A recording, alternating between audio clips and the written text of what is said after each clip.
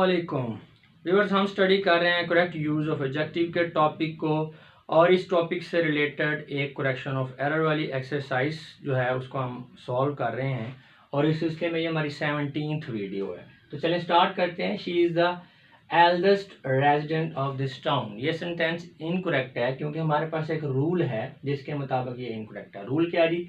Older and oldest are use for both person and things. जी, ये चार word हैं जी, ओल्डर, ओल्डेस्ट, इसी तरह एल्डर, एल्डेस्ट। तो इसके यूज़ को सीखने का एक सिंपल सा फार्मूला, उसको सीख लो तो कभी इन चार वर्ड से रिलेटेड आपसे गलती नहीं होगी।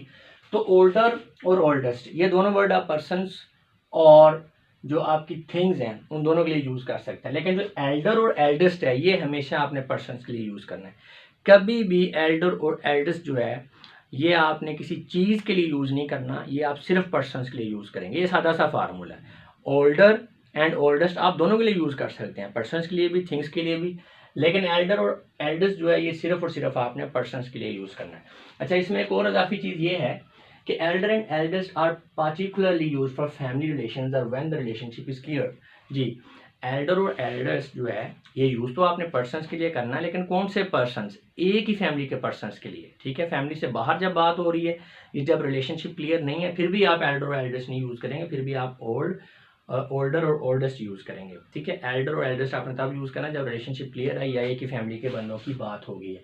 Otherwise older and oldest are also use for person. हाँ जी, ये बात तो हम पहले भी कर चुके हैं कि ओल्डर एंड ओल्डेस्ट ये पर्सन और थिंग्स दोनों के लिए यूज़ होते हैं। एल्डर और एल्डेस्ट जो हैं ये सिर्फ पर्सन के लिए यूज़ होते हैं, लेकिन उसमें भी ये शर्त ये है कि पर्सन वो एक फैमिली के हों या दो पर्सन के दरमियान रिलेशनशिप क्लियर हो।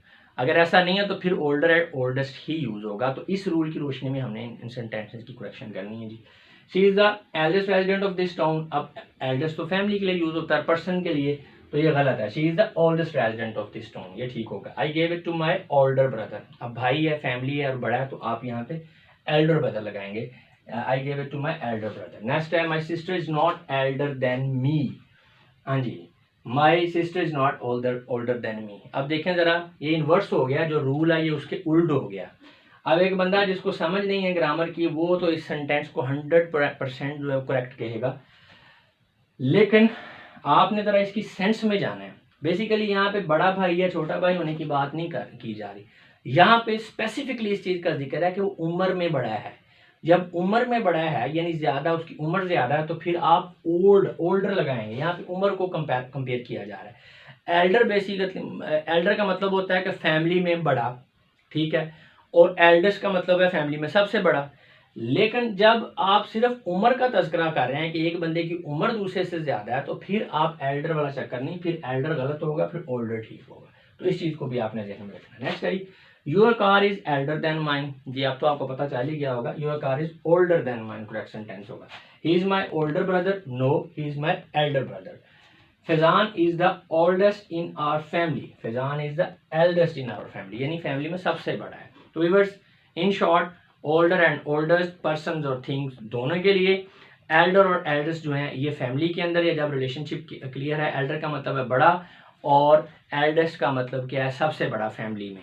अगर रिलेशनशिप क्लियर है तो फैमिली में रिलेशनशिप है तो फिर एल्डर और एल्डेस्ट यूज़ करेंगे, वरना आप ओल्डर और ओल्डेस्ट ही यूज़ करेंगे।